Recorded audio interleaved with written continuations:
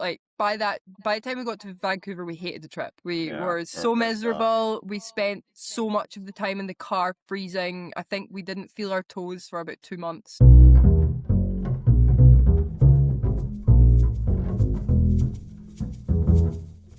All right.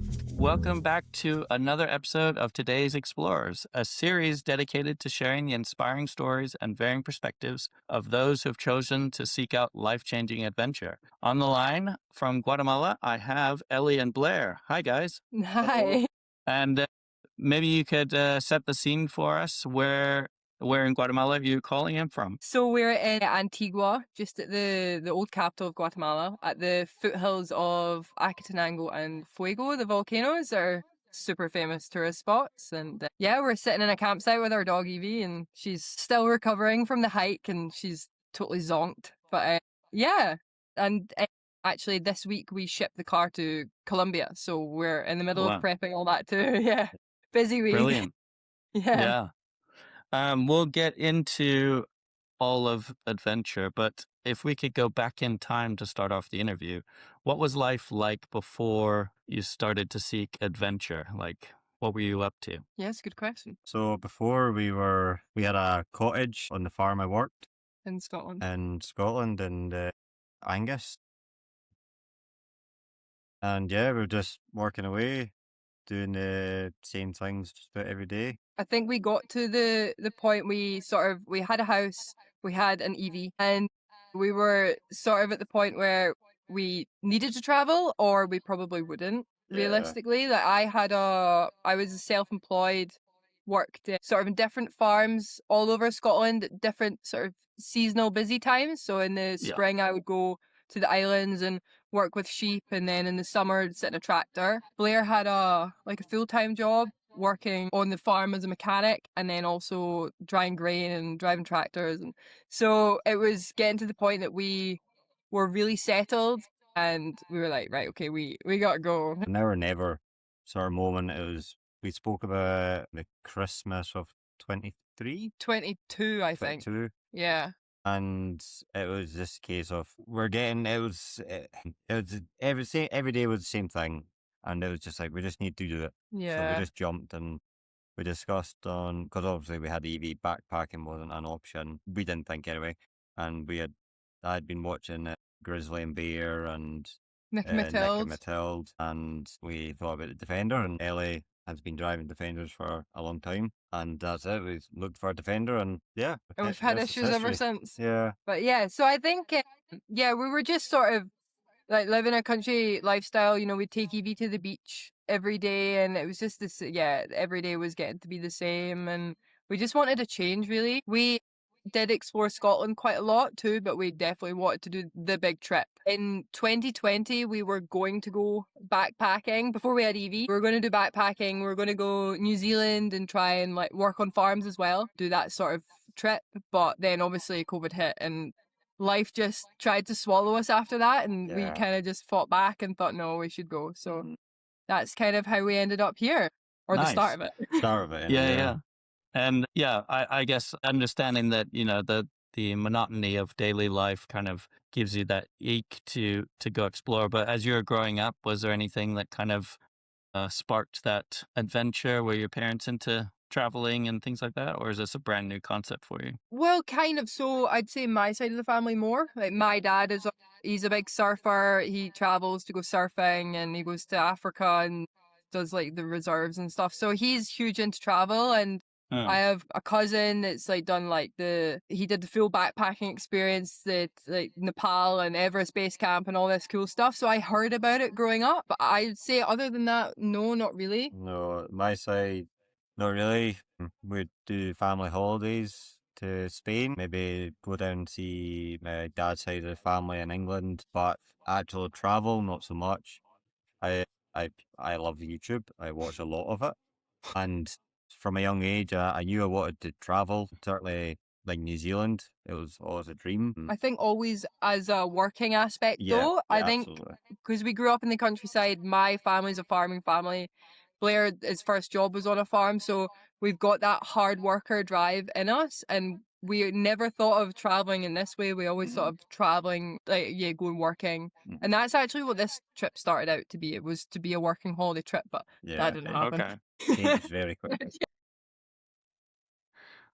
Brilliant. Well, you obviously come with some like practical skills. Maybe you could list other skills you have that you found helpful for your travels. I would say it's maybe not so much a skill, but a character trait is we're pretty resilient. You know, we've had quite a lot of battles on this trip, and we just sort of, I don't know what it is, if it's the Scottish part or what, but we just sort of power through. Yeah, we refuse to give up. We refuse to give up without a good Yeah. fight anyway. And I mean, I've become the organizer of the trip. That was never meant to be the case, but so it's always, I'd say that has really come through on me, something I never knew that I was so good at, being able to do so many things all at once, trying to navigate the trip and like social media and just all sorts of things.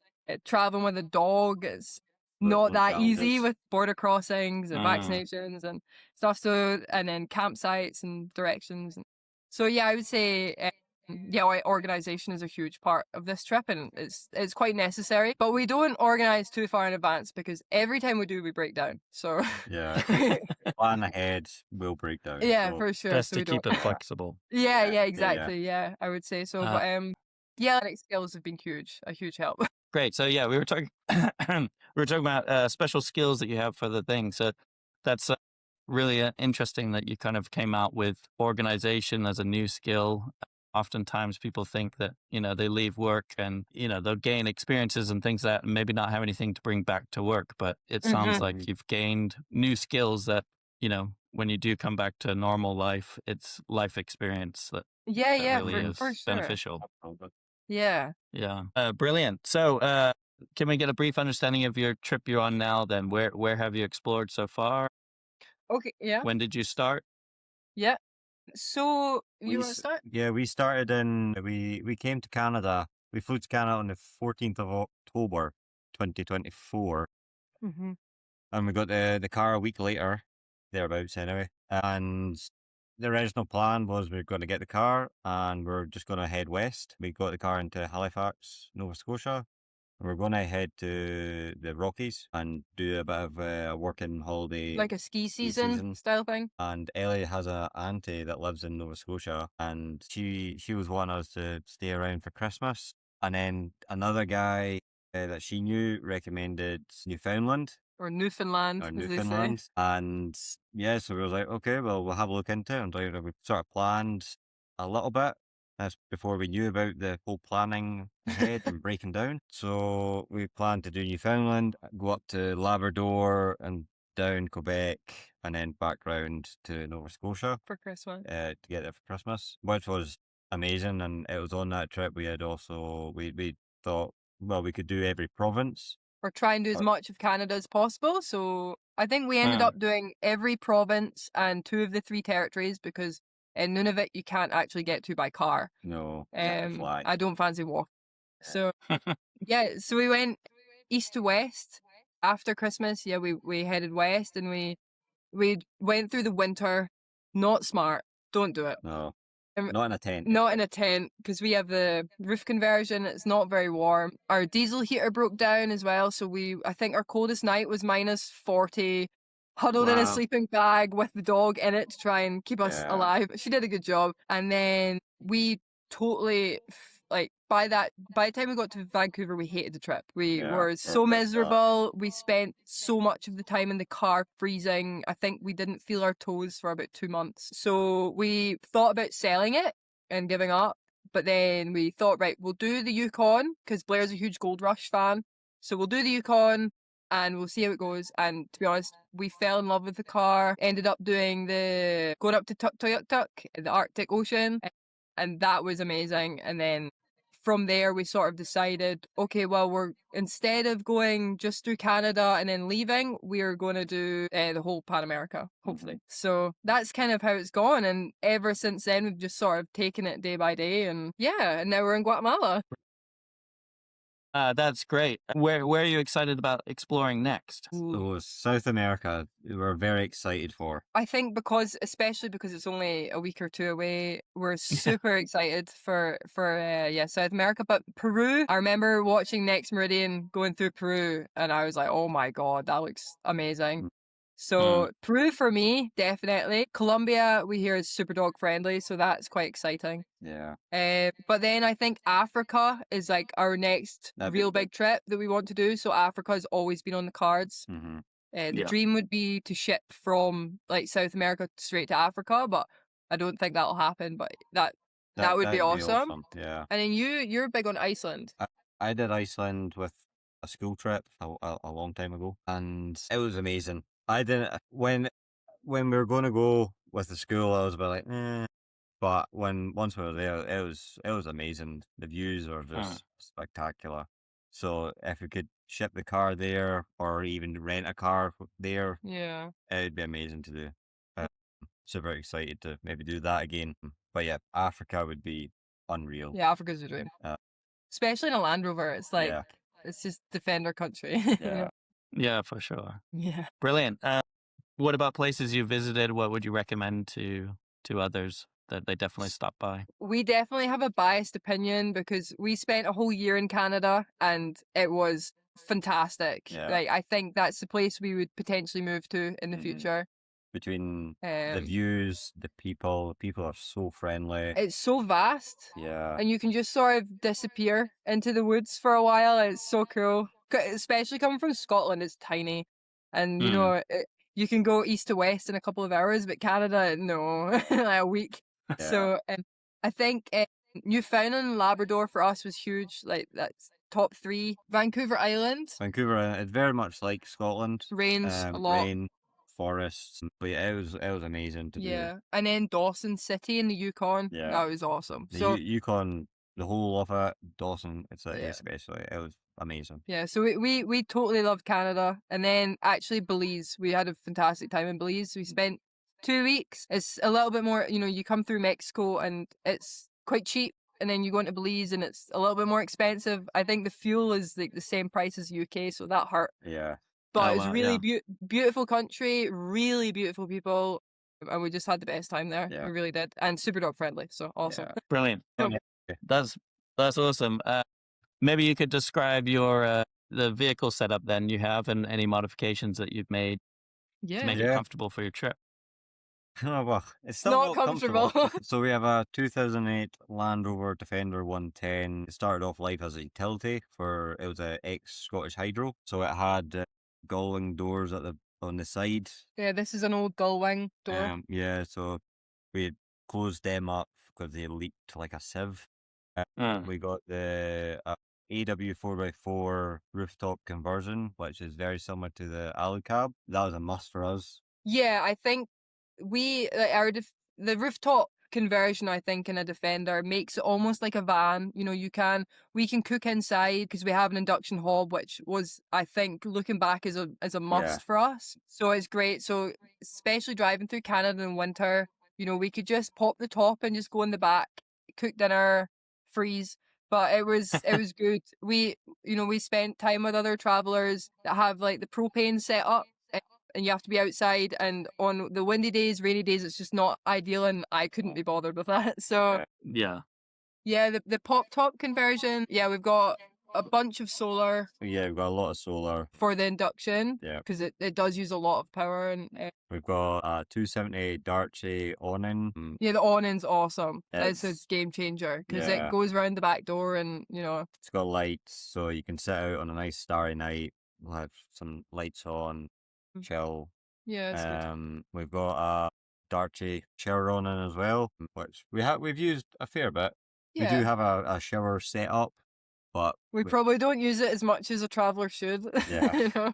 as for in the back, we have one side is kitchen cabinets, a good worktop space, and then we have like an L shape sort of cushion couch. We do have the option to like take the couch out to a bed, which I think is really important because we've been places that are windy or maybe just not so safe as well. They want to put the top up.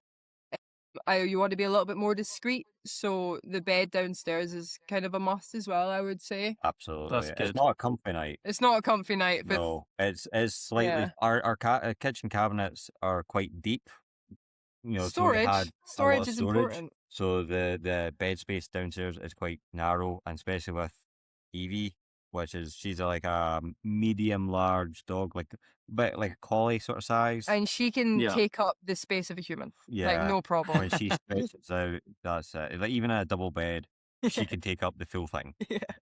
Yeah. So it's not a comfy night, so we don't do it often, but only on like We do it if we have to, Yeah. for safety or whatever, yeah, for sure. Yeah, The it's rig good to have itself, that flexibility. yeah, Yeah, 100%, absolutely. yeah. The rig itself is, we Raptor coated the truck because it Okay. came silver, and I don't know how many owners this vehicle had before, but it was a few. And they'd done patchwork on the paint and it was peeling and it just was really annoying me. So we decided to repaint it. And I think we got a quote for about like £8,000 or something. So we're like, no way. So we just Wow. Raptor coated it in a weekend for like £400. And it ended up being yellow, kind of because I like yellow and it was a joke. It and was a it, joke, it did yeah. just end up being yellow. It was supposed to be more the camel color, but yeah, it just turned out what it turned out like. But to be honest, it's one of the best things we did, because I think if we'd done an £8,000 repaint and then gone to Vancouver Island and got pinstripes all up the car, I think I'd be in tears. Yeah. So the Raptor, you can just go anywhere and it's really not a problem. It's pretty good. All the other bits are like powder coated. They've got scratches, but the Raptor is good. Yeah. It's like making the car yellow, it stands out.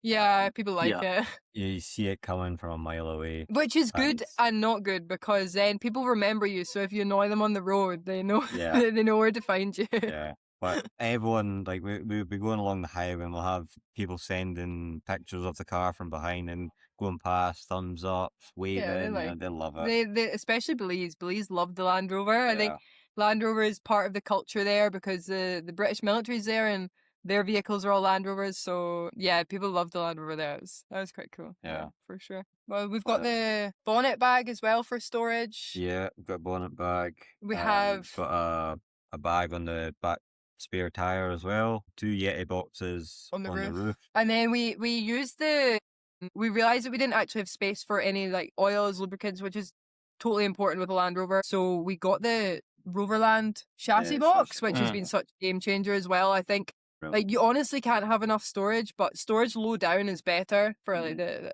weight and stuff. So we're trying to remove all the high up weight and pull it down. Sort of thing. So soon we'll get rid of the boxes on the roof, I think, and if we can. Yeah, we carry about 80 litres of water, roughly. We've got about a 70-litre freshwater tank on one side of the car, and we have a 11-litre Dometic tank inside. And then we had side storage boxes, so one side is the water tank, and then the other side is all tools and like nuts and bolts and bits and bobs. Very important. The tool bag has gotten bigger since we started the trip. I like tools. I was like, you can only take essentials, but the bag has gotten so much bigger, and it's unbelievable. But it's all stuff we've needed. So yeah, it's like I was limited on how much tools I was allowed to take. But then like the transfer box went, and I was like, oh well, I need this tool, I need that tool, and then you just as you go, you're like, oh, I need this, I need that, and it gets more. But that's okay because tools are good. It's a bit of an addiction. Yeah, it was worse addiction. Yeah, no. That's great. Now we're jump into the more reflective questions. What inspires you to explore? To see stuff other people like the 4-wheel drive is very important because we can do stuff that other things can't. So some vans, not all vans, some vans would do it on cars, but we can get to most places. So I think the drive to see the sort of off the beaten path, we want to see as much as possible. We know how fortunate we are to be in a position that we can travel like this, and just we want to see and do as much as we can while we can. For us, we had a huge breakdown in America. We had basically a full engine rebuild, and that really shook us to our core. Yeah, we weren't finished. We thought the trip was done, but we weren't done.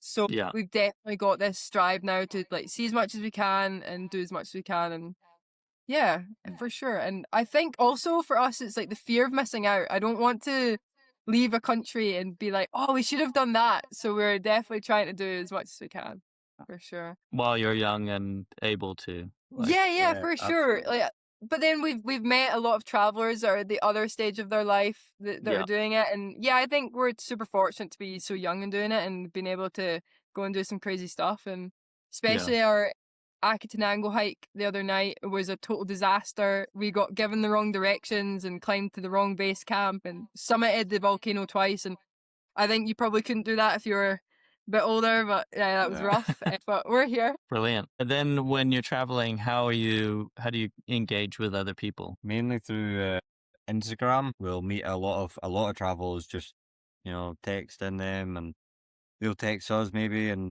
we actually met up with a traveler we've been speaking to since. Oh, I Uh, think I've been messaging them for about 6 months, just, going back and forward with tips and the border tips. We all have dogs, so it's that Yeah. sort of thing, recommending spots. And we ended up by chance meeting them last night and at the same campsite, so that was totally cool. But mhm. we're quite, we like to sort of take a solitary camp spot and just be on our own. So we do enjoy just our own company. But then when we do obviously like meet up with people, we really enjoy exchanging travel stories and experiences because we've all had rough times, we've all had great times. So it's always great to share those experiences with other people. But I would say the power of social media is insane.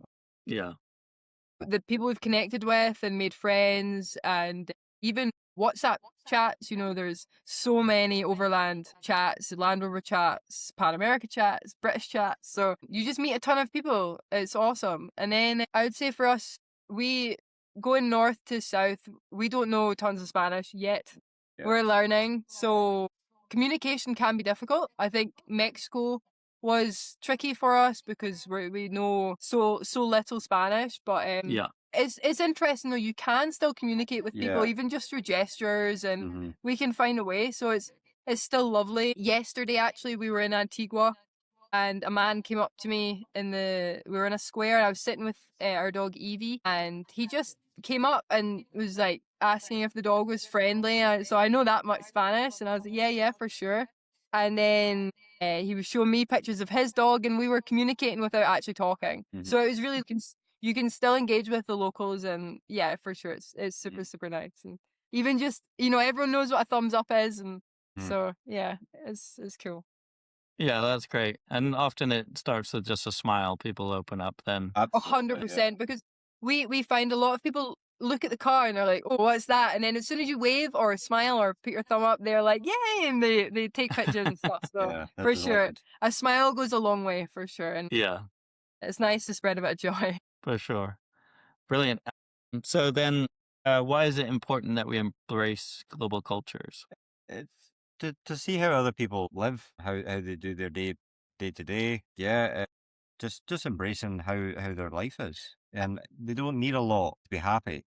Yeah, I think it's so easy to be stuck in your own bubble. Mhm. Say we were both raised in Scotland. We both have very like same views on things, and then you go to a different side of the world, and people have different cultures, religions, and stuff. But I think it's important to just be able to like open your mind a bit and just embrace others. You can have totally different views on things and still be friends and still get along and learn from each other. I think it's super important because it's so easy to just be narrow-minded, but it's kind of, there's too many narrow-minded people in the world, I think, and it's nice to just be a little bit more open and willing to accept other people's viewpoints or life. Yeah. Yeah, and exploring enables you to learn from other cultures by actually going there. For sure, But you can also Absolutely.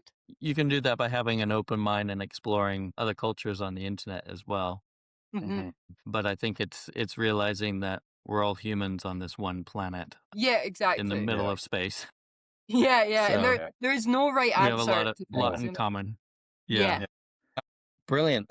So what are your goals when you explore? I know we asked about what inspires you, but Mhm. what are you trying to achieve by this trip? Yeah, I think it's kind of going back to what we said, it's just experiencing as much as we can and taking in Yeah. it, all of it. For us, we're like farming background, we're totally into all that. So just even watching the way that different people do things as we've sort of traveled through the Americas, is so interesting for us. Yeah, you go from the Canada and America where vast open plains of just wheat fields or some sort of crop where it's hundreds of acres, and then you come down here and there's just a little paddock, some corn in it, With a maybe a goat. couple of cows or Yeah. goat, and it's enough to feed their family or maybe a couple families. And sort of like in Antigua, the villages around it, they all come here and they sell their own produce in the market. So we Right. took a walk through, and it's nice to see that. It's a Yeah, they all just community. the community. Yeah, Yeah, that's super cool. you know, it's really nice to see Yeah. and just experience it. Oh yeah, yeah. I think that the experiences is just. I think I would hate to get old and be like, oh, I wish I did that. Yeah. So this is definitely a Yeah, do as much as we can kind of trip, and yeah, we're definitely very fortunate, and yeah, and we Yeah. just love the adventure. Yeah. Yeah, like we love to get to places that we probably shouldn't go with a car, and yeah, it's just great fun. And I think just to enjoy our lives a little bit, escape the standard 9 to 5 as much as we can. It's definitely a little bit of when are you coming home? When are you gonna start work again? But we're like, nah, yeah. we're gonna do this as long as we can. Yeah, that's great. You mentioned major mechanical issues, but what have been some of the challenges that you've experienced on your trip? So the first leg of the journey, which was you found Labrador and back to Ellie's auntie's for Christmas, we had a brake fire, we had electrical cables melting, and then the one that really stopped us was the output shaft between the gearbox and transfer box. Only on the Puma models, it's stripped, which is a common fault. In the middle of a really busy 4-way junction, so we were just like a Yeah. pain to the local traffic. Yeah, and it was off tour season, so we lived in a tow yard for a week until we could get a tow back to Nova Scotia. And we're Yeah. on Prince Edward Island. It was -10 or something like that. It was, we couldn't really charge the batteries or anything. It was an absolute nightmare. We had to walk like over a mile just to go to a store to go to a bathroom. That really sucked. Oh wow. Yeah, so that's compared to what we've dealt with since, that's nothing. Yeah. Yeah. And after that, we had turbo issues, and then the starter motor went. Well, there's a story behind that though. So the turbo issues were a bit weird, and no code would come up. You couldn't clear it with a code reader because it wasn't flagging up.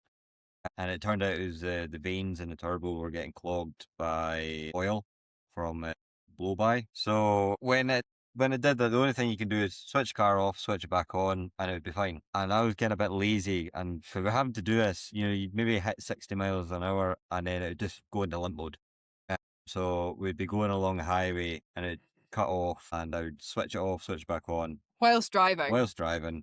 And Oh, wow. then Yeah. it just didn't want to start again. Yeah, On a busy highway in Toronto. Yeah, that was the starter motor went, and the reason the starter motor died was because the mornings were so cold that it was so hard to get the diesel to fire up. Yeah. So it was dying every morning, and then just the time it died was just when Blair decided to try and restart it along a Toronto highway. Yeah. So that was great. It was okay because we were actually on our way to a Land Rover garage in Toronto, In Ontario. Yeah. So it was fine, and they had a starter motor, and we were also fitting a coolant heater, so it would take the strain off the starter motor. It would For heat up in the morning. it would heat the coolant up and heat the block up, and it would fire up easy. Yeah. So pain was I had to take the starter motor out and replace it in -20 because we couldn't get it in the garage.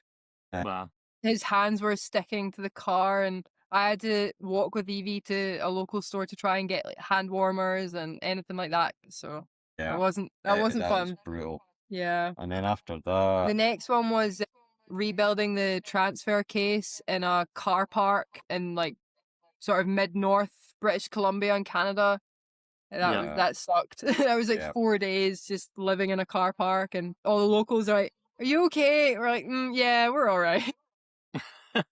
it was an experience, because like we did have locals come up, and they're just interested, and We even had a man come up, and he'd just been to the farmer's market, and he offered us some little pies. So there you go. treats. So, but Kept it us just so going. happened to be like the hottest weekend that we'd Oh. had in Canada. It was like It was 25 degrees or something, which is nothing compared to what we're dealing with now, but yeah. it was hot and you were lifting the transfer case without any like heavy lifting equipment. He's just under the car, just trying to pump some iron.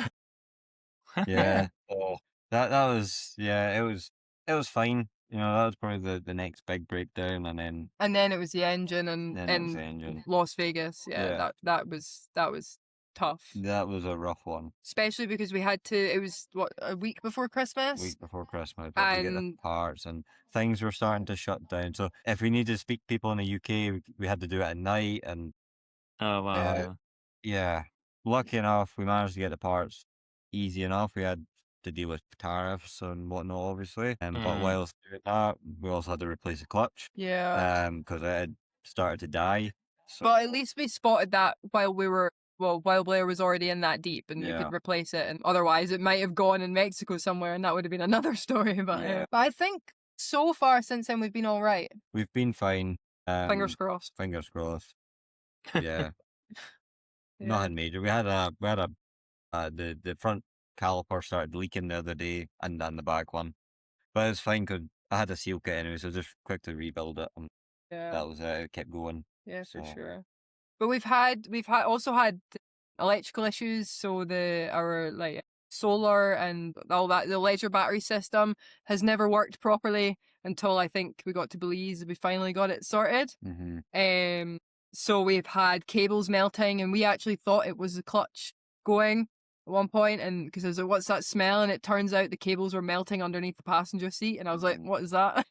So that was tricky. yeah, we don't really understand why they started melting, It because just they should have been big they were the enough. correct size, but we just had to go and put extra heavy duty stuff on it just to Yeah, Oh, wow. handle it. yeah. So we're sort of the people that things do go wrong often. It's just the way our life goes. So, Yeah, but it's fine. We just sort of battle on and get on with the job. yeah, and it's a character building. Yeah, Yeah. for sure. And now we sort of, if there's anyone else that's having troubles, we've got the tools now and Yeah. everything, so we're more than happy to. There's been a few instances we've driven a couple 100 miles to go and meet up with someone that's got problems or whatever, and Oh wow. yeah, and just Yeah. giving them a help, because I think we're all kind of in a team here, right? And we're all in the Yeah. same goals, and Yeah. it feels good to help people. And Mm. there's been a few people stuck at the side of the road that you've just stopped and tried to helped, just help. because you've got the stuff anyway. Yeah. Why not? Yeah. Yeah. Certainly in Canada and America was a bit of a tough one, because the Defenders are over there but like the Pumas, they're a bit newer and they're only just getting into Canada and they're not in America. So Right. people do not like working on European cars either, Yeah, or they just don't have the experience with them so much. and they will refuse. Like, there was one day, to find the turbo issue, we went around 12 garages before someone put their computer in just to tell us what a code was. yeah, Oh wow. They just flat out refused. So when we've met other Defender people in Canada and America, we will go out the way to help them, because we know how tough it is for sure, to actually get help. And Yeah. we don't mind that. Yeah, I know. quite like it actually, because it's a So, good way to meet people and Yeah. if we can, bond over a breakdown. Yeah. like I said, we're all on the same trip, and we all have different budgets. If we can help them out, and we don't We don't mind. ask any money or anything, maybe a Just cup a of tea or beer. coffee or a beer. Yeah. Yeah, so it's good. That's It's a great way to meet people, and Yeah. for sure. I think especially if you travel with a Defender, you've kind of got to expect a breakdown. Before we left home, people are asking me like, why would you Yeah. take a Land Rover? And to be fair, I've asked myself that a few times as well, but at Yeah. the same time, I love it and would never change it. The community is so Strong. strong. Yeah, it's Doesn't just matter. And when you're going to certain places in South America or Central America, they'll maybe remember the camel people going through, and they're like, Yeah, they yeah. recognize the car. It's such a recognizable car, yeah, and they just love seeing it. for sure. Yeah. Like you Yeah. said, character building, all of those Oh, experiences. yeah, Absolutely. for sure. It's an experience. Yeah. All right. Well, then on the flip side, what's been like the most meaningful moment for you, So or actually, one? yeah, actually the complete opposite to that. So the help that we've received, Yeah. when we broke down in Prince Edward Island with the output shaft, we were posting on Facebook trying to find a tow truck to Nova Scotia, and a guy messaged and he was like, "Hope you're doing okay," and he was really sort of going out of his way to try and research stuff for us and get us parts, and he even dropped round a few times when we stayed at the tow yard to make sure we were okay, and he lent us his car one day so we could take Evie somewhere, go get food, go do something. So he was super, super cool. And then actually from that, we ended up doing the Dempster Highway with him up to the Arctic. So that was wow. great. And then the breakdown in Las Vegas, we had just the overlanding community, even globally, just went off. We had like Flurry Adventures in South America. They were messaging, like trying to help, and we had tons of people from garages from Britain that, you know, they weren't benefiting from helping us, but they just helped us, and so that was great. And we had some locals picked us up where we'd broken down, took us into the city so we could at least get to our accommodation, and like totally free of charge, like towed the car. That was really lovely. And then we had the man Cameron who let Blair fix the car on his driveway and ended up even helping him sometimes as well. So like totally free. They didn't ask for a single thing. Nope. It was just the community, just the kindness of people and the generosity has been unreal. Totally. And then in Belize as well, we had he's an American guy that lives in Belize now. He helped us tons with parts and just give us a place to stay. And so for sure we've had we've met some of the nicest people we could ever ask for. Yeah, it's so nice to know people are willing to go out their way to help. Yeah. Has that surprised you based on what you've seen on the news or what is portrayed to us in the news? Like, yeah, of course. I don't know. Generosity seems to be almost like a forgotten thing these days, but it totally opened our eyes. So it's really nice. And then for us as well, we're more than happy to help people. It's really nice to sort of see that back from other people, and I think that it goes around in a circle, right? So it's almost like good karma. Yeah, brilliant. A few more questions then. How has exploration changed you? Obviously, you talked about you got new skills and had great experiences, but what's been the one thing that's really changed in yourself? The house. Yeah, the house.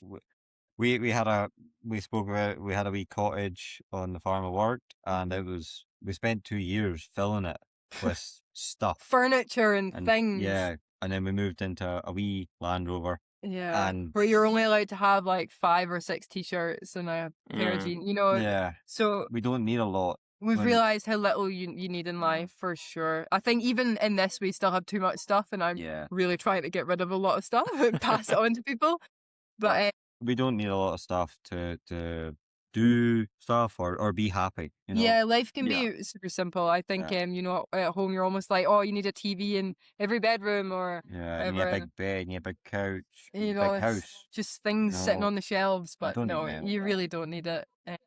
So we've just realized how simple life can be, and we would much rather travel and experience rather than just like sit in a house full of crap. Yeah, no, I totally agree. When you are back home though, maybe this trip has encouraged that, but how do you kind of get yourself to explore locally? Because you don't always need to go super far, but like, how do you That's true.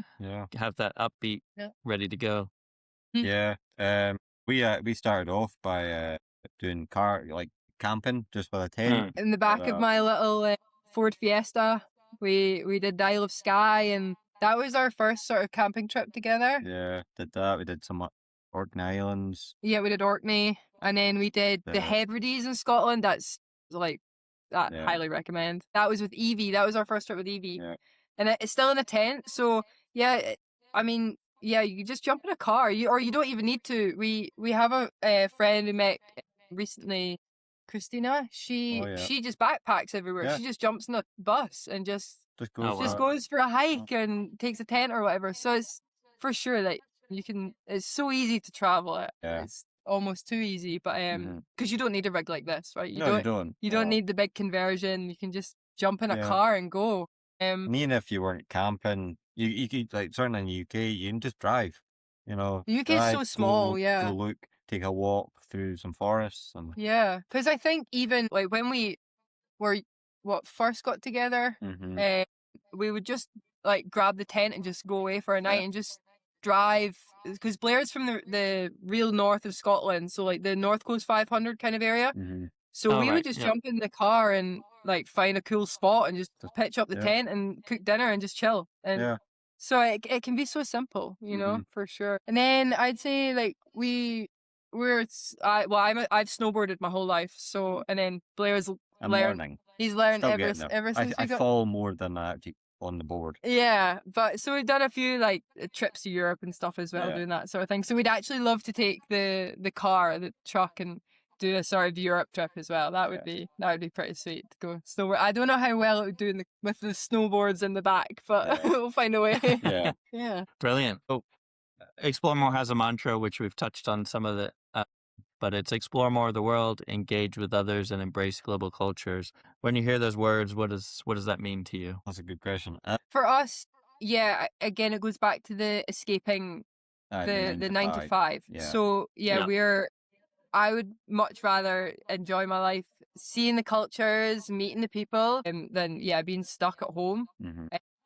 And then, like I said, we're huge into like agriculture and just the way that different people live. So it's really interesting for us. So like this trip, or being able to do a trip like this, you can just see all of that sort of going on. What else? Like meeting Meet new people, people. Yeah. meeting new people. Like we've said, like we've met a bunch of people just by helping them out, and just us being able to trade one skill for them maybe coming back with another skill. It's like it's just the form of community is really cool. Yeah. We've met people from like all over, there's so many travelers from all over the world. Like these guys that we met last night, they're German and Italian, but then lived in Dubai. So it's really interesting to see people's different like points of view, even on their travels.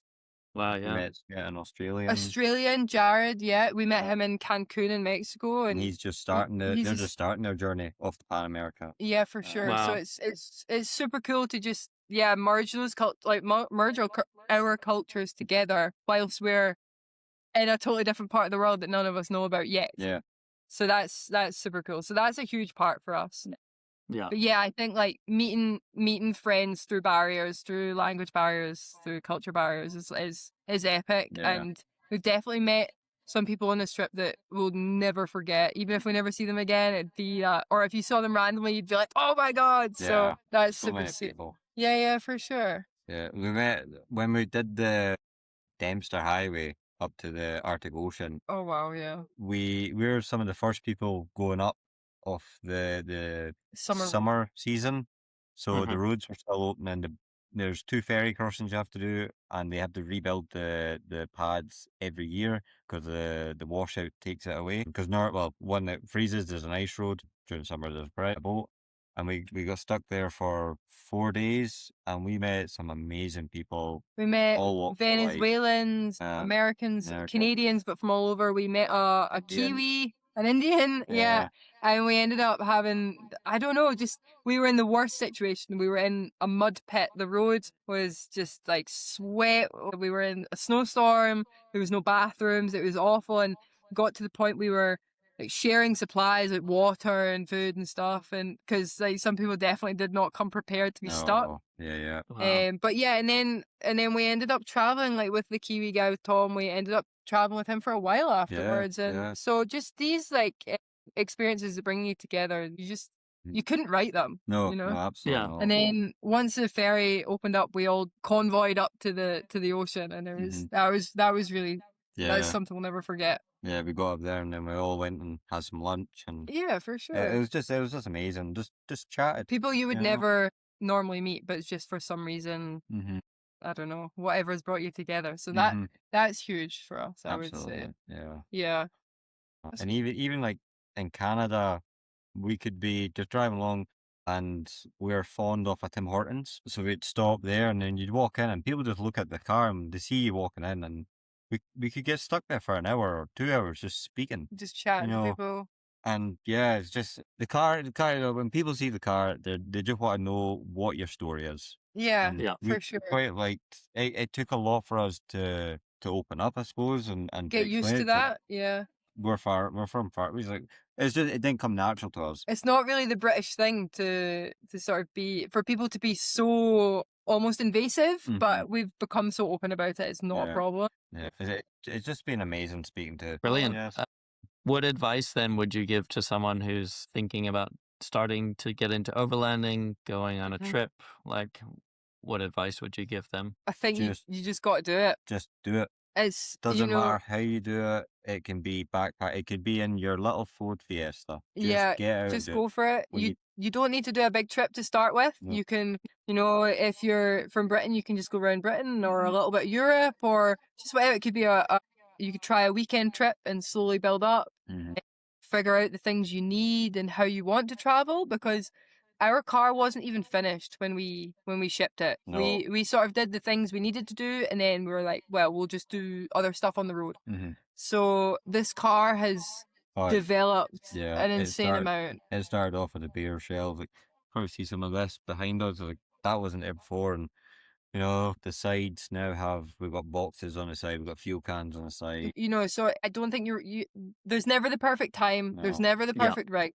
Yeah. You just got to do it. Yeah. Because I think there's, like we'd said, we were in the way of, well, if we don't do it now, we might never get the chance. So many people will be like, next year, I've had a bad year this year, maybe next year. Yes, but Yeah. you Like, just got to do it. when we started this, we gave ourselves a deadline, and sort of had to. We booked the boat. Yeah. We knew it was getting on the boat then, and Yeah. we just had to deal with it. Yeah. If the car wasn't ready, we'll finish it over there. Yeah. Wow. I mean, I wouldn't recommend that either, No, but but it's a good thing as well, because it gives you a good kick up the bum. yeah. Yeah.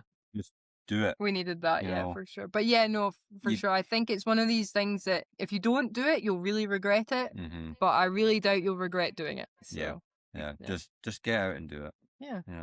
Once you take that step, you'll soon everything else sort of fall in place, and you discover a bit more about yourself. Yeah, like the worst No. thing comes to worst is you'll be like, oh, maybe it's not for me, and you just go home. Yeah. Like, At least Yeah. you try. At At least least you you can tried say it. you tried. Yeah, for sure. But I really think it's worthwhile seeing places, meeting new people, and just having a good time, really. Because like the world's a beautiful place, and I think a lot of people don't see enough of it. Yeah. Yeah. And back in Britain, we're very fortunate. We're really close to Europe, and It's super easy. You can Yeah. just go for it. jump on the Eurostar or the boat, and you're in Europe. And you can go and travel and see things over there. Yeah, you don't need to do like the Pan America or Africa as your or a lap round Australia. You don't need to do that as your first trip. You can And you can just- work up to that one. Yeah. Don't be silly like us and just go for it. Yeah. Just get in a car, go a couple 100 miles, and Yeah, see Yeah. if you like it, for sure. Do the North Coast 500 or something. yeah. That's brilliant advice. Wonderful. Well, how can people follow your adventures then? So our most active sort of socials is Instagram. I'm on it probably far Yeah. too much. Yeah, and we actually just launched a website. So we have roughDayRoadTrip.com, and you can sort of learn more about our backstory on that. It has sort of a bit about us, a bit about Evie, a bit about the car, and some quite embarrassing photos of me painting the car in my funky shorts. So yeah, I think that's probably the best place to go. Yeah. Ellie does a blog. Yeah, I've started doing a Okay. blog as well, sort of detailing some of our like little comedic backstories that we've sort of experiences and stuff. So yeah, I'd say that's probably the best way to check us out. Brilliant. Well, I'll add that into the description of the video. Sweet. But yeah, thank you so much for coming on and sharing your stories and perspective. It's Oh, been thanks great for having hearing me. your Yeah. answers. Yeah, it's been really cool. Yeah. Yeah. And I can only wish you good luck as you continue to explore more. No, thank you very much. Thank you very much.